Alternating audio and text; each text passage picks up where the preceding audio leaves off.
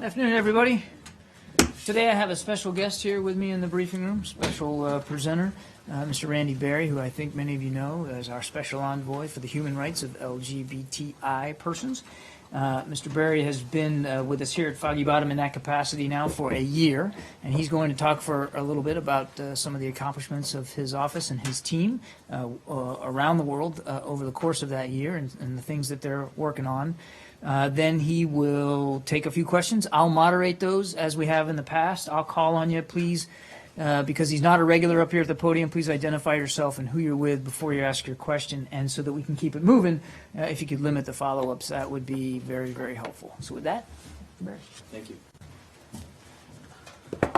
Well, thank you, John, for sharing the podium with me today, and good afternoon to all of you. You know, it's been just a little over a year ago that the Secretary announced the creation of a new position here at the State Department, Special Envoy for the Human Rights of LGBTI persons. And this marked a first, not only a first for the U.S. government, but really a first for any government in any part of the world. And the position's formation really signified two key realities. First, that the persecution and marginalization of LGBTI persons is a long-standing and deep-seated problem in so many parts of the world. And second, as the Secretary said the day he swore me in a year ago in the Ben Franklin Room here in the building, the United States remains unwavering in our commitment to advance the human rights of all human beings, including LGBTI persons. It's not just because it's a moral necessity, which it is, but also because it's a strategic imperative for the United States. So I was appointed to this position last February, but I didn't begin work until April. And so what I'd like to do here very briefly is to tell you more or less what I've been up to this first year, talk a little bit about the progress I think we've made, priorities that we've set, and where we're going to be focused moving forward. So from day one of my primary goals was to build bridges and to continue to strengthen partnerships, to engage with our detractors, and to shine a spotlight on this key set of issues. And so in the last 12 months, I've traveled to 42 countries around the world: Jamaica, Turkey, Uganda, Indonesia, Bosnia, Kosovo, the Holy See, Israel. Don't worry, I won't name them all, but a few others. That's been an extraordinary privilege, and I've had the chance to meet with courageous activists who have braved threats of violence and imprisonment to improve the lives and rights of their brothers and sisters. I had frank conversations with foreign government officials, including at the highest levels, about discriminatory legislation, targeting the community and the stigma that members of this community endure. I had the chance to sit alongside faith-based leaders in churches and in mosques, and across from business leaders in boardrooms and in conference centers. It's been an extraordinary year, and here's what I found out. That there is at once an emerging consensus worldwide that LGBTI persons should enjoy the same human rights as everyone else. And yet, there remain persistent levels of violence and discrimination, particularly targeting transgender individuals. On the positive side, Latin American governments have led the most recent UN Human Rights Resolution on sexual orientation and gender identity. Vietnam revised its civil code to make it easier for transgender persons to alter their legal identity. Nepal made history for its new constitution, which prohibits discrimination based on sexual orientation and gender identity, the first country in Asia to take that step. Mozambique decriminalized consensual adult same-sex relations, and courts in Botswana affirmed the right of an LGBT association to register as a formal organization. Yet despite these positive developments, we live in a world where nearly 80 countries still criminalize LGBTI conduct or relations. We live in a world where many governments use LGBTI issues as a political wedge to bolster their own positions. Nigeria and Russia, for example, recently passed draconian laws to further undermine the human rights of all people, including LGBTI persons, as they place restrictions on the fundamental freedoms of expression and association. As documented in last week's Human Rights Report, many governments are also cracking down on civil society actors, which has a particularly devastating impact on LGBTI-oriented civil society groups. In sub-Saharan Africa and Latin America, lesbians and transgender persons face incredibly high rates of violence and rape.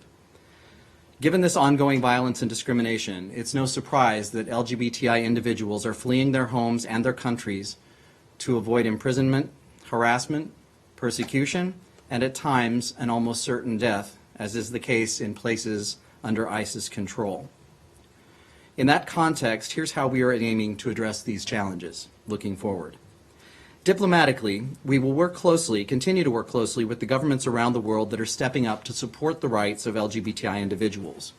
We have strengthened and supported efforts of the LGBTI Core Group in New York, a group of governments building support within the United Nations, working for the inclusion of LGBTI individuals with steps like the appointment of special rapporteurs and independent experts. Programmatically, we continue to grow with the Global Equality Fund, an initiative launched by Secretary Clinton to support civil society organizations to advance the human rights of LGBTI persons. Argentina recently became the 12th partner government to join, and we expect that other governments, including from Europe and Asia, to soon join. The U.S. has spent $18 million in U.S. government funding, which we've leveraged with an additional $12 million from our 20 like-minded government, corporate, and foundation partners. Lastly, this year has also been about cementing our relationships with diverse allies outside of government, like communities of faith and leaders in the business sector, to advance messages of inclusion, diversity, nonviolence, and tolerance for all. For example, following the Pope's visit to the United States, I traveled to Rome and met at the Holy See's Secretariat of State in the Vatican in November. We have also invested considerable time with the business community, including with global leaders such as Deloitte and IBM, who recognizing that businesses have a unique role to advise governments and seek change. Our task moving forward will be to use the same momentum and goodwill of so many to overcome the persisting challenges. In the next year, we're going to be focusing on three priority areas with the hope of achieving greater impact. First, we're going to redouble our efforts to combat violence against LGBTI persons, and again, remembering the acute experiences and discrimination and violence faced particularly by the transgender community in Latin America, in Eastern Europe, even here at home. We will work with the Department of Justice, the FBI, and other agencies to leverage opportunities to reduce and prevent violence, share best practices and challenges, and provide technical resources where we can. Secondly, we will work to institutionalize our relationship with business, with the goal of building a standing forum where businesses and governments can work together to advance values of non-discrimination and to build more inclusive societies. We hope that this forum will serve as a platform for business to build on the leadership that they've already shown, to share their own experiences and challenges, their opportunities for engagement, and to see how we can work together to support civil society. And finally, we'll work to strengthen the global consensus and multilateral coalitions in support of the human rights of LGBTI persons, with the goal of supporting leadership, particularly from the Global South, to affirm that LGBT rights are human rights and vice versa. We will support the Special Rapporteur position established by the Organization of American States. We will support the establishment of a similar position within the UN human rights system that would help member states focus on how to stem violence against LGBTI citizens. And in closing, I want to emphasize that we in the United States are one player in a truly global movement. We recognize that our own efforts must be guided by the work of civil society organizations that push for social change in their own contexts. We know from our own experience that change can take time, that we often can move one step forward and one step back. But I'm confident that our collective efforts will help support a world where everyone is afforded the dignity, the freedom, and the equality that they rightfully deserve, no matter who they are or who they love. And with that, I'll take your questions. Okay. Saeed, we'll start with you today. Thank you. Yes, sir. My name is Saeed Erekat. I'm from the Palestinian newspaper, Al-Quds Daily newspaper. Sir, you talked about that you are but one, in a global movement, but in fact, you do exert a great deal of leverage, and especially among your allies, and especially in the Middle East, where in fact the Secretary of State is in Egypt today, where the President will be meeting a group of the GCC leaders tomorrow in Riyadh, where in fact, the discrimination against the LGBTI community is quite open. And what are you doing in terms of utilizing that leverage. And in fact, in the Palestinian Authority area, where you give them a great deal of funds and so on. What are you doing in terms of utilizing that leverage to ensure that these practices do not go on forever? Well, one of our priorities as we have shaped out this policy is to make sure that we're engaging on a truly global scale. So the policy of, particularly on looking at these twin issues of violence and discrimination, which are of fundamentally important concern for us, is a consistent talking point, regardless of whether we're talking with those allies in Northern Europe or South America who have actually been ahead of the United States in these innovations, or whether we have those conversations in Kampala or elsewhere. What I can say is that our approach has been, in a global sense, to make sure that we are focusing not on an issue of special rights, but as a core function of our overall human rights policy. So we engage on LGBTI human rights in the same context that we engage in our human rights portfolio more broadly. We acknowledge where we have concerns and register those through the Human Rights Report that was released just a couple of weeks ago, and we make sure that we are engaging on a consistent basis on that regard. Thank you. Nike Chin with the Voice of America. Thank you for coming here. When you are speaking here and then when you are promoting the equal rights for LGBTI community overseas, there's also debate at home, such as the so-called bathroom bills in North Carolina. How do you respond to questions or even criticisms when you are promoting the rights overseas? Does that make your job easier or harder? Thank you. In fact, I think that we can turn that domestic debate that we have into an ability to engage in a very transparent and honest way about how difficult change often can seem. When I'm traveling, I get questions a lot about the ongoing debate as it shapes up domestically here in the United States. I think that charges of being hypocritical would only I think pose a problem for us if in some way we tended to downplay those issues or we wanted to ignore that they exist. I think because we have had our own rather complicated and difficult journey, which is continuing on LGBTI acceptance here at home, I think that makes us a perfect partner for discussion overseas, because when we say that we know what sort of path gradual change can take, we say that because we've walked that path. And I think that actually makes us a very valued interlocutor on some of the key components of what it means to really see progress for LGBTI citizens. Michael. Michael Labers from the Washington Post. Nice to see you again here in Washington. I wanted to ask you about specific policy announcements, because this is something that I hear from a lot of my contacts around the world, Latin America most notably. What are your thoughts on using things specifically such as sanctions or travel bans against officials who commit LGBTI rights abuses and also governments that support them? What are your thoughts on that? My goal in the engagement that we've crafted over this past year has been predicated on avoiding those kinds of outcomes. That I believe that with the right kind of constructive early intervention and a dialogue that happens between countries as part of the regular diplomatic process, that we can avert many of those crises points simply by making sure that we're sharing our views and our desires early on. I believe that we have much greater possibility of seeing constructive, productive results for members of civil society when we don't have to rely on those types of levers. I think that we have been reasonably successful, I think, this first year in engaging in those kinds of conversations in some pretty difficult places to avoid worst outcomes. So, I would never rule out. I think we need to look at all of the tools in our toolkit when we really need to push for the rights of others in some of these contexts. But my great hope is that we don't get to that point in the first place. We'll take just a couple more. Arshad? Arshad Mohammed with Reuters. I'm not certain of the answer to this question. I just tried to find out if in the annual Human Rights Report, the country reports releases, if there's any kind of a subsection or appendix that describes the status of LGBTI rights around the world. I didn't see one.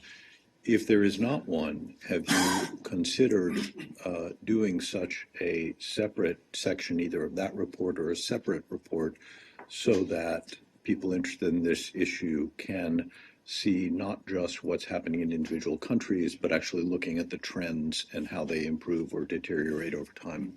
Indeed, as part of the Human Rights Report, there is a dedicated section that looks at LGBTI rights. And we think that while we've made some good strides here, we're constantly looking at ways in which we can improve the content of that report to make sure that we're verifying facts with civil society organizations on the ground.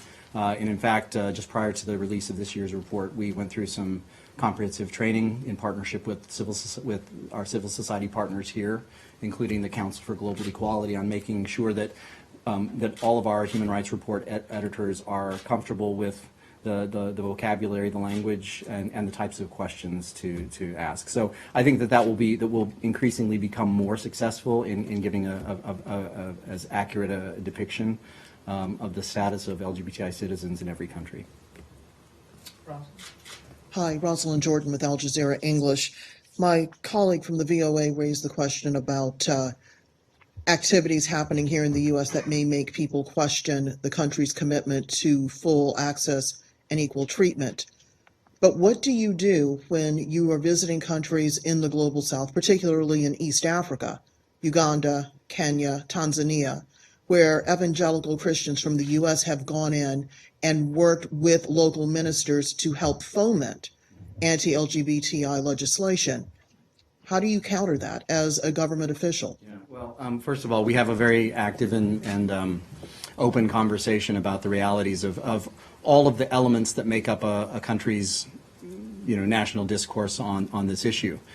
Obviously, one of the key components, one of the most important essential values in America is a freedom of religion and faith. But I think far too often in many of these places, and including in places here at home, there is a narrative that develops that seems to put an embrace of LGBTI human rights on a collision course with religion. And I actually think that's a rather unfortunate evolution. I know that it occurs.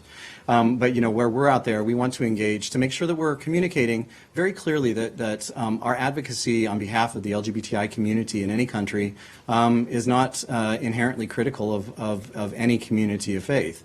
That our advocacy and our work is predicated on the fact that despite the fact that you hear, I think, a great deal of the noise that is generated from some groups, the vast majority of communities of faith, in fact, are out there equally working for more progressive, more embracing stances as well. I think that's also occurring in the countries that you've referenced. And one thing that I am focused on is working with those communities of faith to broaden out the discussion, to show that it is more than it is currently I think, characterized as. I co-chair a sub-working group under Sean Casey's office here at the State Department. I co-chair that with Ruth Messenger, who's the chairperson of the American Jewish World Service. And that group exists solely to see how we can engage with progressive communities of faith, how we can partner and learn from them, and then how we can introduce that dialogue and promote that dialogue to make sure that we're seeing a full picture, which ultimately I believe is that the vast majority of communities of faith, in fact, want a more inclusive world. They want a more an order that respects the human rights of all persons. Thank you. Okay, last question today. Thank you. Lalit Jha from PTI Press Trust of India. I hope you're following the debates going on in India about LGBT community and the court cases. What is your impression about the status of LGBT community in India? Well, I haven't had a chance to travel to India yet, but I would characterize, from the reports we receive from not just from India but from the region, is that the global progression that we see is very uniform in some ways. That I believe that there is a more open public dialogue. We of course are watching the outcome of the court case with great interest. And we remain in contact with civil society groups in the government to share our views of our global policy on LGBTI rights. But I think the one thing that's interesting is of the countries that I visited over this first year, there isn't a single one that I would single out as saying that they are somehow either immune from what I believe is truly a global movement. That's not because we're doing anything particularly to make it so. I think it's happening quite organically. Nor do I think there is any place that necessarily it's impossible to have a conversation on these grounds. I think it can be delicate. I think we have to proceed with great care and make sure that, oftentimes that we are making sure that we are conducting our diplomacy with our counterparts in government and not necessarily through the press as an opening salvo. But I think that those conversations are entirely possible. I think they carry the capacity of being fundamentally productive as long as we engage in a careful and reasoned way. That I really think that there's great value in a constructive conversation that talks about issues of basic humanity, freedom from discrimination and violence. I think that's a very hard proposition to argue with in almost any country. Are you having conversation with the Indian government on this issue? Well, our diplomatic mission in India certainly does engage with the government and with civil society groups there. I would also say that of every other U.S. embassy worldwide, that I think one of the really pleasing innovations that I've had the chance to see is, I've been around for 23 years in this business, and it's really been very gratifying to me to be able to spearhead a policy that has such incredible uptake. That from the secretary on down in this building, we've had extraordinary support, and we're getting really super leadership from our chiefs of mission in the field. So it's been a real pleasure to travel around and see that evolution. On that note, we're going to wrap it up. We'll get ready for the regular briefing. Thank you very much. Appreciate you coming in, sir. Very much. Thank you.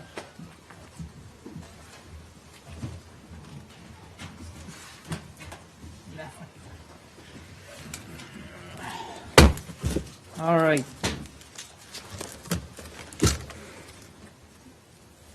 Just a couple things here at the top. On the Counter Daesh Coalition and the fight against Daesh, the United States welcomes the vote yesterday by the Danish Parliament and the announcement by the United Arab Emirates to expand their contributions to the coalition to counter ISIL.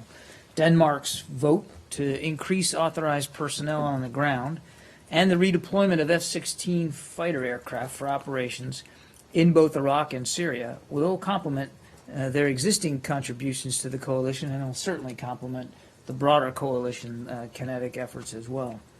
Also, again, yesterday, as I alluded to, the United Arab Emirates announced a $10 million contribution to the UNDP's funding facility for immediate stabilization, otherwise known as FFIS, to help accelerate the rehabilitation of civic infrastructure and community development initiatives in areas that have been newly liberated from Daesh.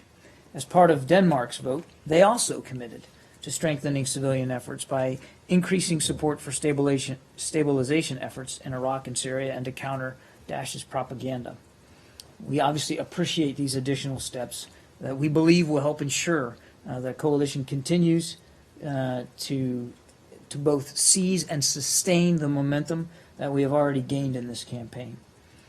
Defeating Daesh is a top priority of the United States, and we are going to continue to work with countries like Denmark and the UAE and a broad range of partners across the international community to further degrade and obviously destroy this barbaric group. I would also want to highlight that the Secretary did reach the Japanese Foreign Minister Kishida by phone earlier today to express condolences, of course, for the loss of life and the injuries, as well as the damage and devastation sustained from recent earthquakes there in southern Japan. He, of course, reiterated our commitment to continue to support the Japanese government's relief efforts. I talked a little bit about that support yesterday. That will continue, and the Secretary made sure that that was clear, that we would continue to do that, and also reaffirmed, of course, that we, as always, stand firmly beside the Japanese people in this time of need. Just a quick travel note, and I think all of you know this already, but the Secretary will travel to New York City on Friday. He'll be coming straight from Riyadh to New York City to represent the United States at the signing of the Paris Agreement. This is a historic climate agreement that was reached in Paris last December, as you know, by the 196 parties to the UN Framework Convention on Climate Change. The signing ceremony is hosted by the UN and will take place at the UN headquarters. The Secretary will also participate in an event along with representatives from a number of other nations that are committing, as the United States, China, and others have, to join the agreement this year. He'll also take advantage, as he always does, to have bilateral meetings in New York City, which we will be able to announce tomorrow once the schedule is a little bit more finalized. And I think, as you know, we often do readouts or provide opportunities for for media access at the beginning of these meetings. I would expect a similar amount of openness and transparency for these bilateral meetings on Friday. And again, we'll have more information probably tomorrow about who they are and when they are. One quick point on that. Didn't the Secretary indicate yesterday that he would be meeting with Foreign Minister Zarif on Friday? He did, and I would expect that when we're able to give you the full list of bilateral meetings, that you will very likely see one with Foreign Minister Zarif on that schedule. Yeah, that's Thank you. that's very much his expectation. Thank you. Can we just start with a quick one on Syria? Mm-hmm. And I know we've addressed this, or you've addressed this to some degree in recent briefings, but the head of the Syrian delegation to the talks in Geneva is arguing that the departure or suspension of the participation of the opposition groups in the talks could be a good thing, that it may remove an obstacle to actually reaching an agreement. And he's continuing to push this notion of a broad-based government of national unity, which, although it doesn't explicitly say this, seems to be a way of ensuring that the Assad regime, if not Assad himself, continues to play a part in the in a transitional government. Can you address not just your views about Assad himself, but also your views on such a national unity government that might include large portions of the current governing structure? Sure. Well, obviously, our views on Assad and the degree to which he can be part of the long-term future of Syria have not changed, Arshad. Nothing at all has changed about our views of him or his lack of potential to continue leading the Syrian government. So no change there. I've seen these comments. Frankly, we would not associate ourselves with them. We do not believe that that the answer, that the way forward is any removal by the opposition from these talks. In fact, quite the contrary. As I said yesterday, and we have been saying, we want to see all parties actively participate in these talks. We understand certainly the frustrations expressed by the opposition as they asked for a pause, and we respect the decision by Special Envoy de Mistura to grant that pause. But we still want to see the talks continue. We still want to see them get going again, and we believe that, in fact, is the best way to get to a political transition inside Syria.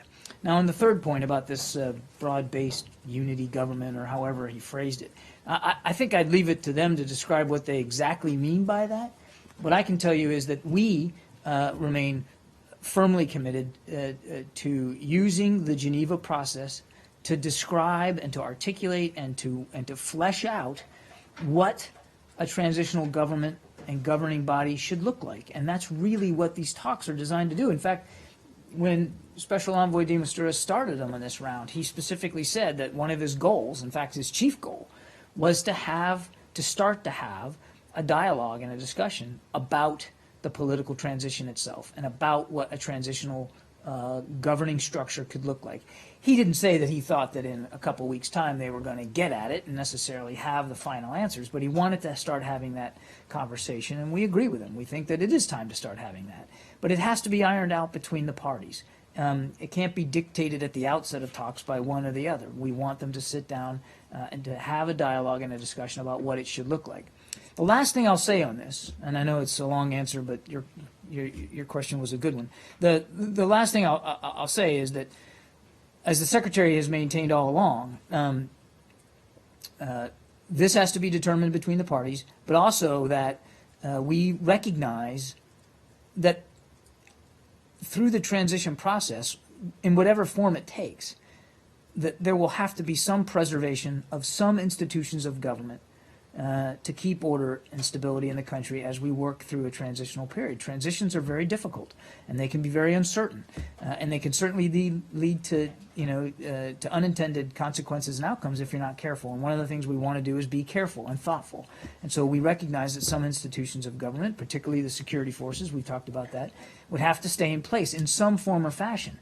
That doesn't mean that they're all going to be led by the same individuals, but that we don't tear down every root and rip every fabric of government as we work through the transition. So it's a long answer, but I hope that got it. Could I just follow up on this very point? I just want to understand you correctly.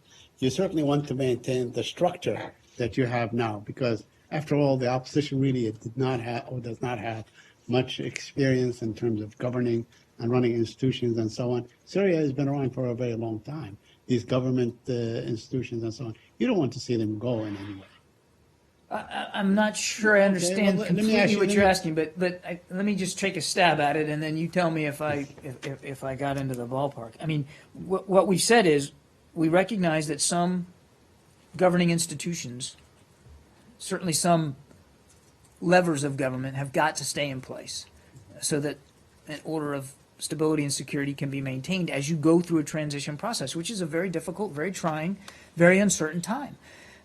We don't want to rip everything down and then have to start over again and build up again. And we've seen how that doesn't work in the past. And the secretary's also said that any role for Assad in that process has got to be determined by the parties. We're not going to legislate it from externally, but that clearly he can't be the answer to the long-term future of Syria, and that's why we believe it's so important to have it as the end product of this transitional process. Elections with the diaspora being able to vote, the millions and millions of Syrians that have fled that country, so that they have a voice and they have a vote, and we believe that if they do, there's no way that they're going to vote to keep Bashar al-Assad in power. Independent of Assad, I mean, you keep saying that some must stay, some must go. That's the assumption. How do you decide which government agencies should stay or which government agencies should go? Because, we've learned the lessons from Iraq. I mean, you can't just collapse the government. And I understand that you may not want the same leadership in these institutions, whether it's the Ministry of Interior or Defense or the security agencies or even the Ministry of Electricity, as they call it, and water and so on, or agriculture. And you want these institutions to remain in place, Right. while you may not want the leadership to be there, correct? Does that include the political parties? Well, Is everyone who's a Ba'athist going to be kicked out in a Again, transitional government? These are the kinds of decisions that we want to be hashed out between the parties through these talks. That's why we want the talks to continue. That's why we want to see all sides continue to participate. They've got to decide that. It's not, the ISSG isn't going to sit down and have a meeting and issue a decree and say the following ministries have got to stay in place with the following individuals in certain leadership positions. That we want them to work this out. But clearly, I mean, just common sense would tell you that we certainly want to see some security force apparatus in place, obviously. And certainly institutions and levers of government that can deliver basic services like electricity and water, medical support, and some economic foundation, obviously. I mean, some of the very essential elements of government we'd like to see in place, and I think they're pretty obvious.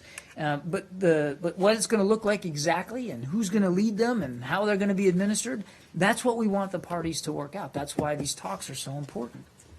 Justin. I just wanted to ask you about Saudi Arabia quickly, and the 9/11 bill, and just try to button this up. Have the Saudis formally expressed to the State Department, to the U.S. government, that they intend to sell off their assets, they're in U.S. treasuries, should the 9/11 bill pass in its current form?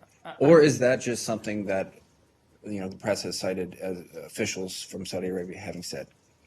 I'm not going to speak for Saudi officials, Justin, and I would encourage you to to ask them about their views of this legislation. I can only go back to what I've said the last couple of days and speak for our views of it and point you to what the Secretary said himself in testimony to Congress and our concerns about the legislation as it's currently written. And again, there's no change to our views on that.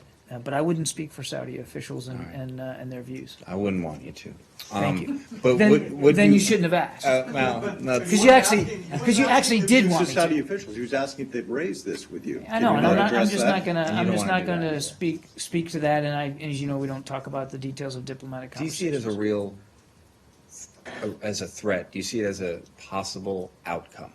What?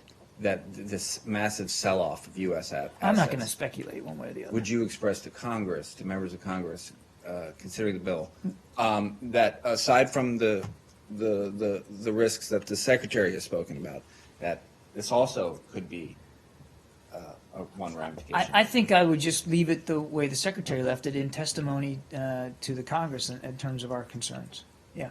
Change topic. I wonder if we can get your reaction to the political developments in Havana, in Cuba, where, as you know, Raul Castro and others at the top of the Communist Party have announced that they'll stay in those positions for the coming 5 years. Was this something that was expected in this department?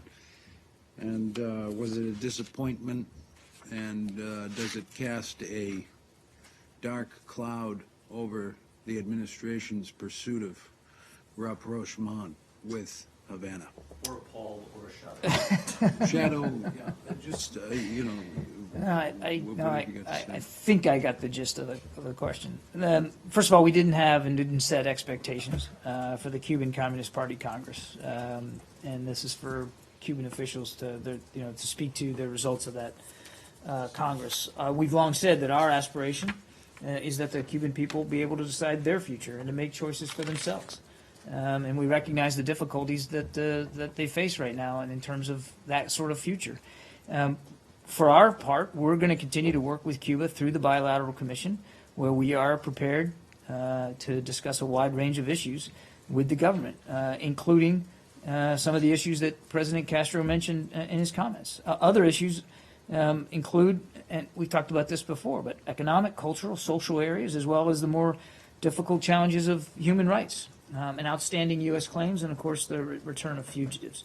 So look, there's a long process of normalization that we are just now embarking on. We believe and have maintained that that the best way for us to try to bring about a brighter future for the Cuban people is to engage and to have a dialogue and to have an embassy and hopefully one day normalized diplomatic relations with Cuba, and that's what we're focused on. So this doesn't derail the pursuit of those things in any way? I would not describe it as derailing. I would, that we didn't set expectations for the Congress, and we didn't head into it with expectations one way or the other. The only expectations are the ones we're placing on ourselves, which is to work towards normalization, and we still believe that engagement, being able to have a dialogue, is the best way that we can help the Cuban people see a brighter future, long term. But look, we recognize it's going to take a little while, and to get to full normalization. And there are still real issues that our two governments do not agree on, and the policy in the past of not talking and not having an opportunity to work through those issues obviously didn't produce anything really good for the Cuban people. We believe that dialogue and a relationship can. This is one of the things that our governments don't agree on, is the idea that the Castro brothers stay in power for life. Is that? Well, look, I mean, again, I appreciate the third now attempt to get me to talk specifically about what they decided at the Congress. I mean, we didn't have expectations for them going into the Congress, and there certainly were no expectations that that there was going to be an overnight change in the way the island is governed. There's never been that expectation. Our aspiration, and I said it at the outset, our aspiration is that the Cuban people can determine for themselves their future. And obviously, that's difficult for them to do right now, given the governing structure on the island. But there were no expectations that that by opening up an embassy, their embassy here and our embassy there, that it was all that the way Cuba is governed is going to change overnight. And this has never been about some sort of forcible regime change. This has been about normalization of diplomatic relations and having a discussion and a dialogue and trying, we believe, through engagement, to be able to help the Cuban people meet their aspirations. Thank you. Let me go to Saeed and then we'll go to I have very quick questions on the Palestinian issue, may I? Okay. First of all, the Haaretz report that the Palestinian Authority is leaning towards not submitting or not or a call for an anti-settlement resolution of the United Nations. Are you aware of that? And do you have any comment? There was much talk. In fact, there was an agreement among the Arab group in Geneva that they will submit a draft resolution to the United Nations Security Council. We talked about it last week. You're calling on a resolution that condemns the settlement. Haaretz now says that the Palestinian Authority is leaning toward not submitting that. Have they talked to you about that? Have you spoken to them about this? Do you have any comment on this? I'm not aware of any discussions that have taken place between the Palestinians and the State Department or the United States government with respect to now not being in favor of a UN Security Council resolution. Our position on this hasn't changed. Again, as I said the other day, we're going to consider all options that can lead us to a two-state solution. But I don't have anything further. We're not going to comment on a draft resolution one way or the other. But would you encourage the Palestinians not to submit such a resolution? I think I'm going to leave it where I left it before. Also, overnight, the Israeli authorities raided a neighborhood in East Jerusalem in Aizawiya and arrested like 32 people, mostly children. I wonder if you have any comment on that. They have this new practice of what they call flying checkpoints, where they go from place to place, basically, making life impossible for a lot of people to go to school. I haven't seen that report. Why don't you let me get a little bit more information before I comment on it. And finally, will the Secretary of State meet with Mahmoud Abbas? You said that he's going to have some bilateral meetings on Friday. Is he likely to He meet is, with and I Abbas? said I think we'll have more to say tomorrow in terms of who he's going to be meeting with. I'm not in a position right now to give you the full list. As I noted earlier at Roz, he did indicate that he has every intention of meeting again with Foreign Minister Zarif. But beyond that, we're still developing a schedule, and when we have a better sense of it, we'll certainly let you know. A couple of questions on Iran. First, does the U.S. government have any more insight into some sort of missile launch that may have been conducted in Iran on Tuesday, yesterday? I've seen these reports of another missile launch in Iran. I'm not in a position to confirm those reports, to confirm the veracity of them. Obviously, we're watching this as best we can. Certainly, if it's true, and we're talking about a ballistic missile launch or the testing of ballistic missile technologies, that's obviously of concern to us. It's not consistent, as we've said before, with the Security Council resolution, and so we'll just have to. I don't want to speculate about any future actions one way or another. We've just seen these reports, and again, we're just not in a position right now to speak to them with any great detail. Okay, and then in the past couple of hours, the U.S. Supreme Court has ruled 6-2 that families of victims of Iran-sponsored terror attacks, including the 1983 bombing of the Marine barracks in Lebanon, will be able to collect money from frozen Iranian assets to the tune of $1.9 billion. Does the U.S. government have a reaction to the court's decision that these families can collect from money that had been frozen during the sanctions regime?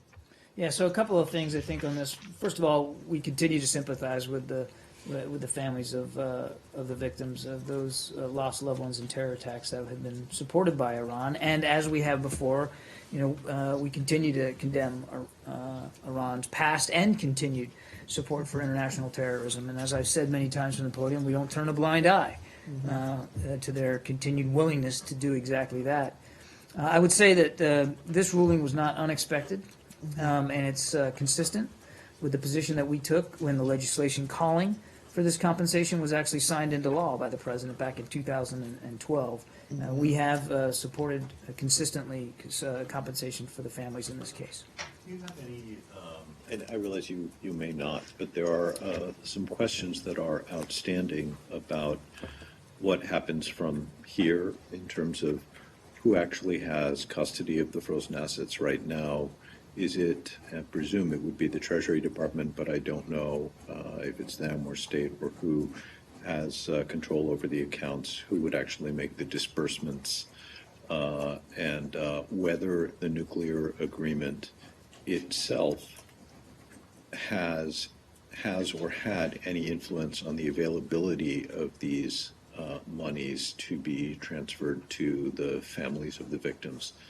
Do you have any info I'm on any of probably that? going to end up referring it to Treasury for these more detailed questions, but because I don't know for sure, I'm going to take those questions and we'll research it and get back to you. It may not be that we can answer them, Arshad, but if we can't, we'll certainly point you to the right place.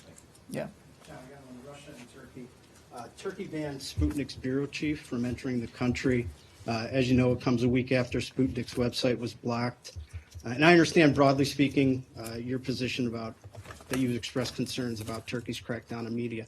But do you object, or are you concerned about this specific incident that the We've bureau just chief- seen reports on this ourselves, so I'd refer you to Turkey to speak to this. I've only really, all I've seen are press reports on this. So rather than wade into this one, I'm going to refer you to Turkish authorities. But you're right, I mean, we have been nothing but clear about our broad concerns about media freedoms in Turkey in particular. All right, now that do you have any other comment on the website now that days have passed and you're more than aware of the reports? Or No, I'm not. I don't really have additional comment on it. the reason I bring this up is a Russian lawmaker said today that the U.S. often specifically condemns or calls out Turkey related to specific media organization when it happens, and he felt that there's a double standard out there, which raises the question: is the U.S. reluctant to comment on these specific incidents, be it blocking the Sputnik website or this banning of entry because it's a Russian news agency, isn't? We don't look. I mean, we support. We support more aggressively and more assertively than any other government in the world press freedoms, and I would challenge you to go find another government anywhere in the world that talks about it as aggressively as we do, as openly as we do, and frankly as proudly as we do. I stand 100% by our record when it comes to talking about the rights of freedom of expression and freedom of the press and the job that all of you do and how much we value that and how important that we believe it is not just to our own process of governing but to the process of governing of governments all over the world.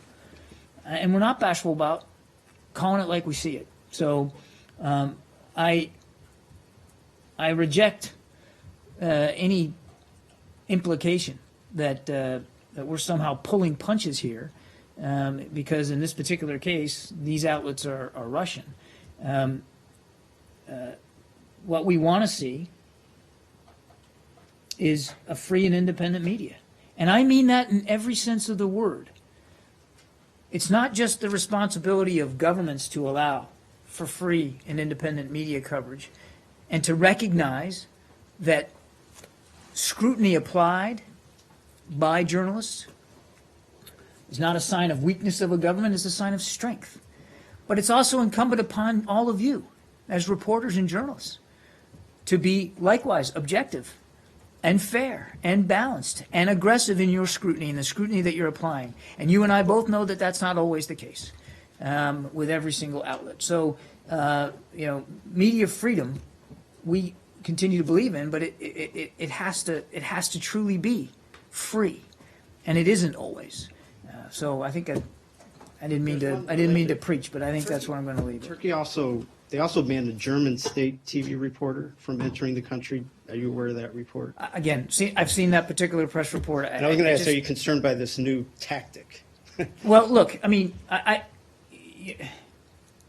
seen that press report too, and we regrettably, we could probably have this discussion and this back and forth almost every day, and regrettably, that discussion almost every day could involve countries like Turkey that we have said that, and I've said publicly that. What we're starting to see is a worrisome trend here in terms of allowing media, independent media, to do their jobs.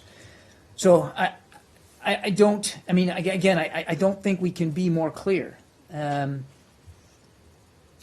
more transparent about our concerns with respect to media freedoms, particularly in Turkey. I just have seen this one press report, and I mean, I would just say that our concerns are, with respect to media freedoms there in Turkey are longstanding. They're well known and absolute and sadly unchanged.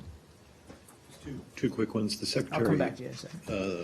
The Secretary said in his remarks after meeting President El-Sisi that he had committed to the President that he would return very soon.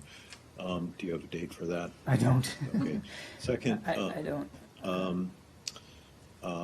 And I've read his remarks, including the one sentence that made reference to internal events in Egypt. Can you provide any greater detail on the extent to which the conversation touched on or focused on what human rights groups say have been quite significant human rights violations in Egypt since President Sisi came to power? I'm a little reluctant to go beyond the Secretary's own comments. I think they do speak for themselves in terms of the scope of the discussion that he had with President El-Sisi today in Cairo. But you're right, he did allude to the issue of human rights, which is an issue that we routinely discuss with Egyptian leaders because we do have concerns with the human rights situation there. I mean, just last week, we put out our human rights report, which I think laid bare in more detail those concerns. So certainly they were on the agenda. That as an issue was on the agenda for the Secretary in his discussions. I'm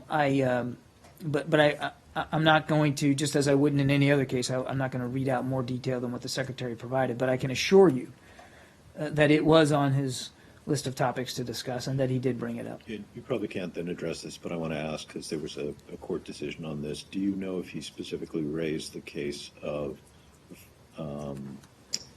officials from the Egyptian Initiative for Personal Rights and the Arab Network for Human Rights Information who have been subjected to some sanctions, they say, as a result of their work to promote human rights? And I believe the court case has been postponed for them.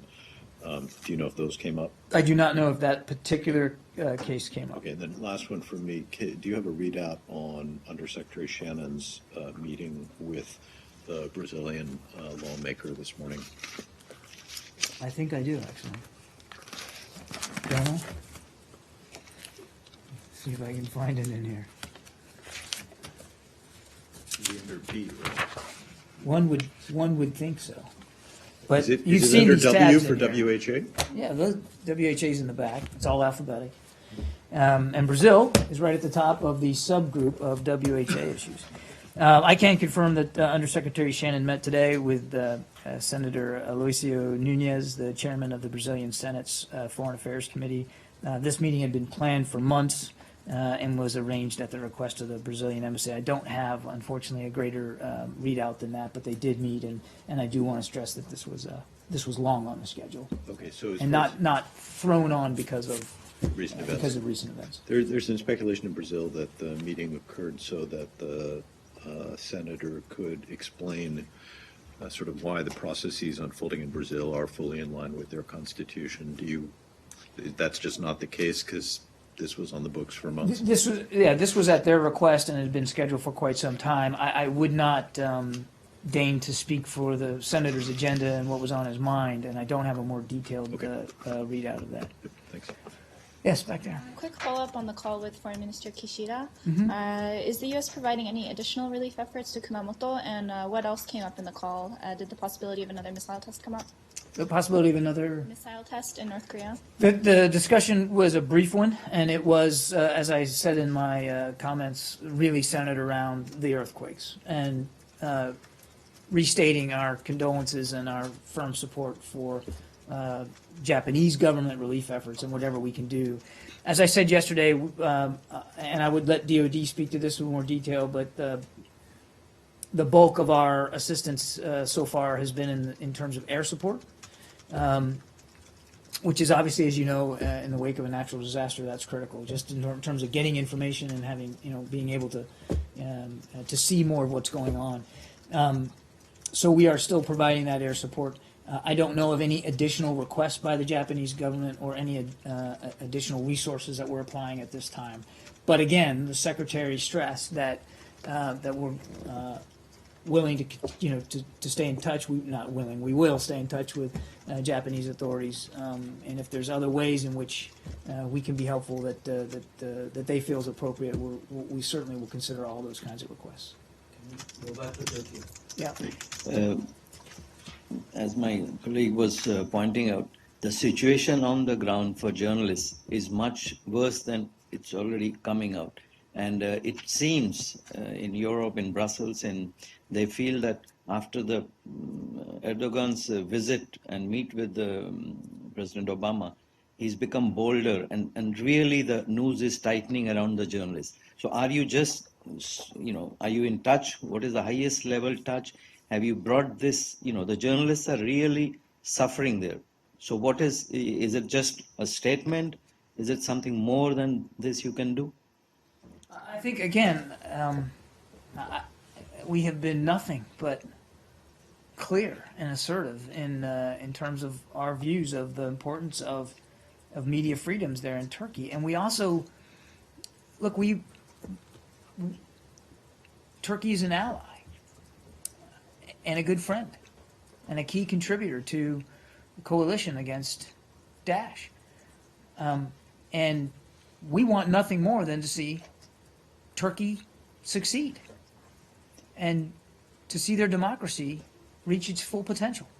And we want to see Turkey itself and in its policies live up to its own principles, the principles enshrined in its own constitution. When I say, when I've said it in the past, sometimes it's met with an eye roll or an eyebrow raise or something that Turkey's democracy matters to us, but it does matter to us, and we want to see it succeed. And again, be the best it can be for the Turkish people. So that's why when we see, as I've described as a worrisome trend of a limit on press freedom in Turkey, why we say it, why we call it like we see it. And we don't just do that here from the podium. We do that privately with Turkish officials as well. As I've said before, Turkey has no greater friend than our ambassador, John Bass, there. These things matter to us. They matter to us all over the world, but they certainly matter to us in what we're seeing in Turkey. Now, I can't speak to President Erdogan's motivations, and I wouldn't do that. I would only say that I'd only repeat what I said before, and that's that we value our relationship with Turkey. We certainly value our alliance with them through NATO, and we're appreciative of the efforts that they're making as a member of the coalition against Daesh, which are not insignificant.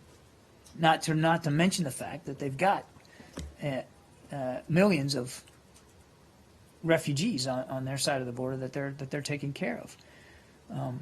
But it's because we value this relationship, and it's because we are we count ourselves as such good friends that we're willing and able to have these kinds of very open, frank discussions with them about something like media freedom that concerns us. But you, when you say the most troubling thing on the ground is that when you call them ally and friend, how do you react to a statement saying that they are your friends and you're turning a blind eye to what is going on the ground?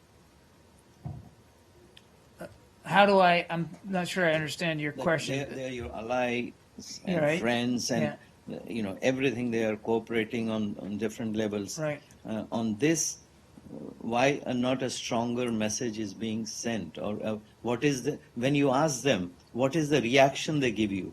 Don't they answer, or they just keep quiet? I'm not going to characterize their side of the conversations. I mean, they can do that, but in the root of your question, there's this I guess this idea that because you count yourself as somebody's friend or an ally that you aren't ever going to disagree on things, that you aren't ever going to see things differently or from a different perspective, or that you are on either side going to be afraid to speak up when you see something that concerns you. It's the sign of a mature friendship and relationship that you can have these frank discussions, and we have, and we will continue. And if you're asking me, are we happy that there hasn't been a demonstrable change in terms of treatment of That's the journalists? question. Of course not. Of course not. That's not what we want to see. I wouldn't get up here every week and talk about this and express our concerns if we were content with what we're seeing, with the way journalists are being treated there. We're not content. And because we're not content, because we don't believe that this is in Turkey's best interest, not just your best interest, but Turkey's best interest, and the region's best interest, and the Turkish people's best interest. It's because of that we're going to continue to raise this. I got time for just one more, and then I got to get going. Just very quickly, because I wanted to ask about this. The United Nations is saying that they are beginning to evacuate about 500 people from 4 villages in Syria that are besieged by the regime. So do you consider this as a goodwill gesture, or is that what you want the government to do as part of allowing humanitarian aid to go back and forth? Because the talks broke down on the premise that the Syrians were obstinate in terms of allowing humanitarian aid. I haven't seen the specific reports about evacuations, but let me just go to a larger point. They have the towns like Zabadani, Madaya, Yeah. Kufraya, and so on. I haven't seen these reports about evacuations. But if the regime was doing what they should be doing for their own people, there would be no need for evacuations. If the humanitarian aid and assistance, the food, the water, the medicine was getting to where it needs to get to in a sustained and unimpeded way, then people would be able to stay home. And if they didn't have to worry about being barrel bombed and gassed, there'd be no need for evacuations. Again, I haven't seen these reports, so I can't speak specifically to it. But we've been nothing, again, but clear about what our expectations are of the regime in this process. Last one. Thank you. Yesterday, 4 congressmen, including Ed Royce, chairman of House Foreign Affairs Committee, wrote a letter to House Speaker Paul Ryan. As per the content of the letter, the Indian Prime Minister Modi is expected to visit the city on June 7th and 8th. Do you have that information? Is he expected to visit? I would ask you to talk to the Prime Minister about his travel plans. I don't have anything to But is this announce on that. This is the kind of information which only the Congress has, the State Department doesn't have information? No, it's not about correspondence we have or we don't have. I just make it a habit not to speak for the travel plans of other foreign leaders. I can really only speak for the Secretary's travel plans, and Arshad has already stretched the limits of my ability to do that today, so I just don't have anything for you on this. Thanks, everybody. I gotta go.